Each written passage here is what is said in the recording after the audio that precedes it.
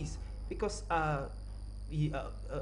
Saturday night, we got wind of the news that Iran has um, sent 330 drones and missiles, and as it is, they were on their way to Israel.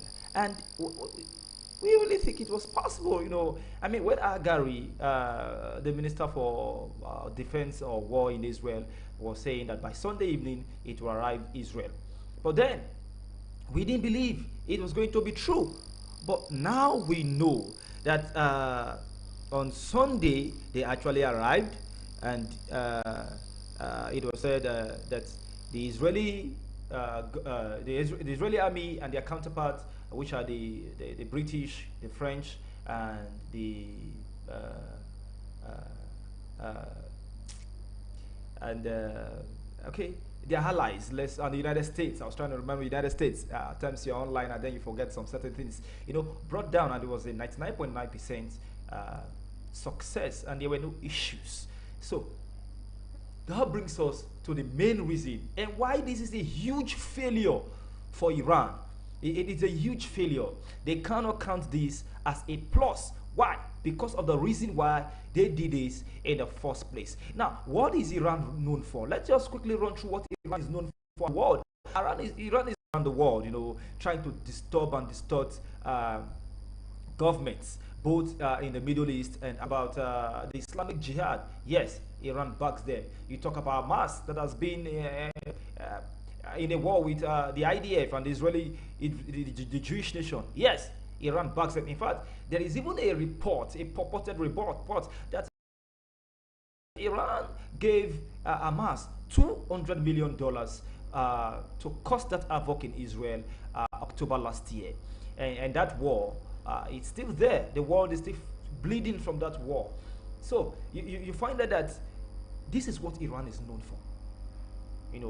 Fighting proxies war around the world, hiding at the back, and then empowering some non-state actors to take over and disturb and demand what they want from from governments around the world. So this is what they are known for.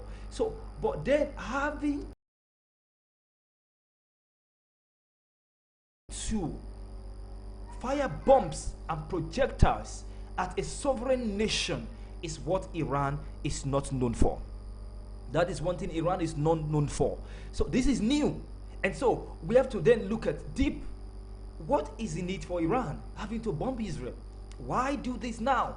We know that one of the alibis that they have said is that the IDF has been killing their generals around the world. The latest being the bombing of their consulates in Syria last week, which basically took the life of a top general and about 7 to 10 personnel. And so this has been the alibi. This is the reason why they said they did what they do. They did what they did by firing the 300, because they said they were going to be they're going to be response from them. That's what they said last week. So they have done this. It is very unlike them. This is not their doctrine. The IRGC don't do this. We don't know Iran for this. So why do this now? And this is the reason why we want to really. There's the main crust of this stream today, that Iran desires to join the big boys.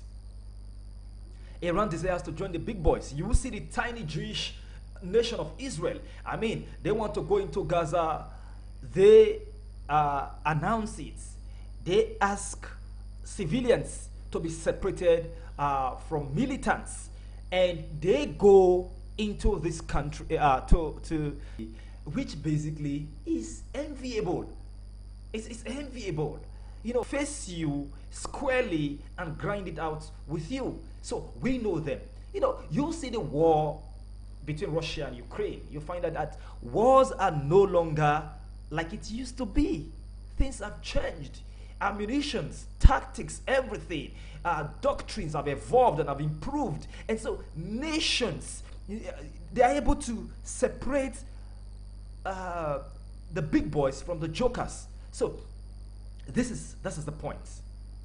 And this is new for Iran. And that is why we believe that this was a big failure for Iran. They failed.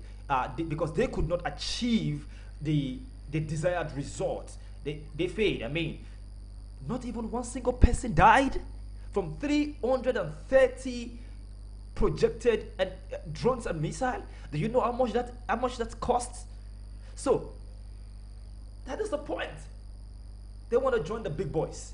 Now, I have counted across the world.